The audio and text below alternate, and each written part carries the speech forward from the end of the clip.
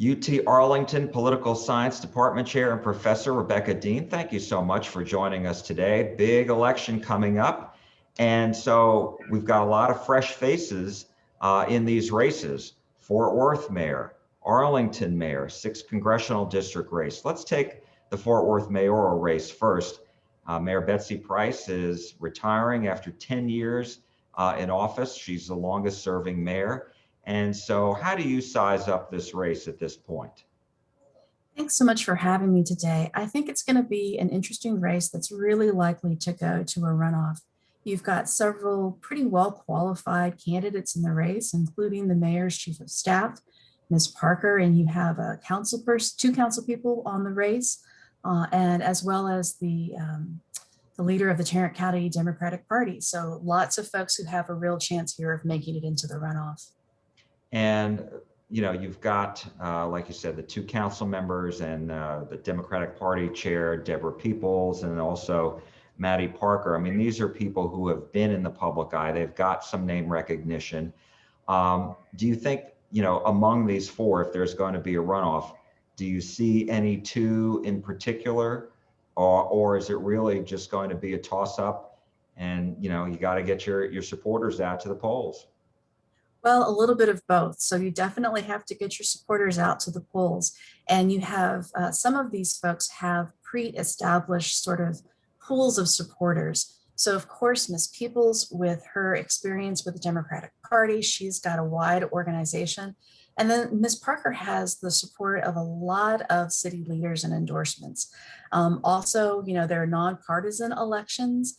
But I think the partisan labels are a little bit more clear in this particular election than perhaps has been in the past, and that might motivate some voters.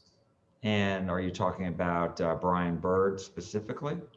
Well, Brian Byrd and Maddie Parker, for that matter, both have, Maddie Parker has worked for Republican elected officials. She's a history of voting in the Republican primary, as does Dr. Byrd. So I think that those party labels maybe are more clear than is usually the case in a nonpartisan election. And you mentioned before about Maddie Parker's and being endorsed by city officials, including Mayor Price.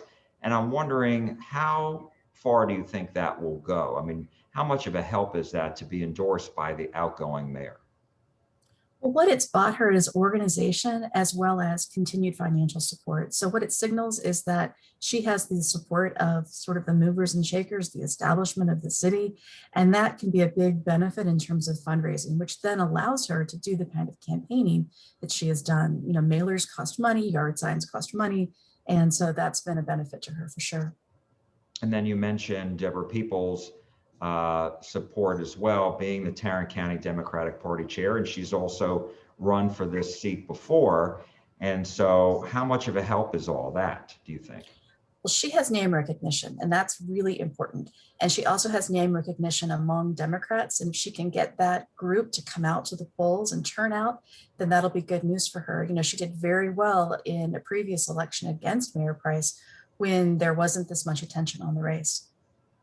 And let's turn our attention to the Arlington mayoral race. Jeff Williams is term limited, and so he can't run again, but he has endorsed Jim Ross. And in this race, how significant do you think that is?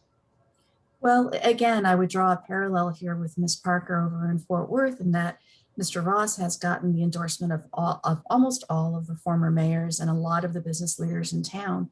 And it has meant that he has had a deep well of financial support to be able to send out mailers really early and building up his name recognition, because unlike some of the other council members in the race, he did not have necessarily name recognition among the broader electorate, but he has done a lot to increase that name recognition over the last several months. And turning our attention to the 6th Congressional District in North Texas, part of Tarrant County, all of Navarro County, all of Ellis County. And, I think now what we've seen is 3 leading Republicans and 3 leading Democrats in a wide open race, 23 candidates. And I'm wondering, in the Republican race especially, we have this dynamic where Susan Wright, the widow of former Congressman, the late Congressman Ron Wright, getting the support from former President Donald Trump. And then you have State Representative Jake Ellzey, who's getting the support from former Governor Rick Perry. So what do you make of this at least on the Republican side? That's right. And I would throw in there as well Michael Wood, who is a not Trump Republican. And he is very clearly running on that. He puts it in his mailers and he puts it all over social media. So you really, I think, have almost like a proxy for the Republican Party in terms of where they see things going, for example, in the midterm elections a year later. So I think this is going to be a really interesting race to see who makes it to the runoff. Given the fact that most in the Republican Party still support the former president, how likely is it that, Michael Wood can do well? Well, he's got a tough hurdle to get past the other two who have much higher name recognition. I think that it is likely either that Mrs. Wright or that Representative Ellzey are the ones who are going to make it. If you think about this as within the 23, a party primary almost to make it to the runoff, I think that those two are more likely than Mr. Wood. But I think it's telling that you have this dynamic within the Republican half of this huge field of candidates. And on the Democratic side, and I say this, but there are no primaries here. This is it. So whoever the top two finishers are going to be in the runoff. We all believe that there will be a runoff, as you said, because there's so many candidates in this race. But do you think there could be, one Republican, one Democrat? Do you think there could be two Republicans? Do you think there's a shot that there could be two Democrats? Well, I think that last case scenario is pretty unlikely, just given the makeup of the district. President Trump won it in 2016 by, I think, 12 points. And then I think in the last election, he won it by 3 points. So still he carried the district, but perhaps with a little bit less support in 2020. So I think that either you'll see a Democrat and a Republican, or maybe two Republicans in the runoff. That would be my prediction if I were a betting person. And as far as the Democrats, what we have seen in internal polling with some of these candidates is Janelyn Sanchez, who ran in 2018, Dr. Lydia Bean, and also Sean Lasseter as the top three Democrats. Would you agree with that? And does any one of them, do you think, have a better shot of being in the runoff than the others?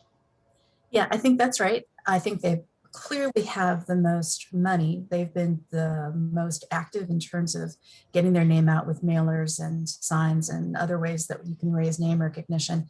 I think Sanchez probably has the best name recognition going in because she has run in this race before. But the others are trying very hard for sure. And let's talk about turnout, because I know when we spoke several weeks ago, we were wondering, with all these races and having so many candidates, would that be enough to generate a large turnout? And as it turns out, no race has really cracked, or the counties haven't cracked 10%. I mean, Tarrant County is 7.8% in the early vote. Dallas County, which has some Dallas City Council races, is less than 5%. And then if you look at the 6th congressional district as a district, the early vote is 8.74%. So what do you make of that? I mean, maybe this is larger than normal, but still very low. Right, it's about typical, unfortunately, for what we would expect, not only in an off-year election, but then in the case of the 6th congressional in a special election. I think we'll probably see turnout somewhere just under 10% when it's all said and done after Saturday's elections. The election day tallies are in, but unfortunately, that's just really typical of this kind of election. And then if we do have runoffs, if you think these numbers are low, the numbers are going to be even lower, right? Yeah, it's a heavy lift, right? To ask voters to turn out in an off-year election when there's a lot of other things going on in their lives, to be aware that there's an election, to become informed, to go and vote, and then vote again if there's a runoff. All right, UT Arlington Political Science Department Chair and Professor Rebecca Deen, thank you so much. And you are going to be joining us tomorrow night for our coverage, which begins at 7 o'clock on CBSN DFW. So thank you so much. We really appreciate it. Thank you.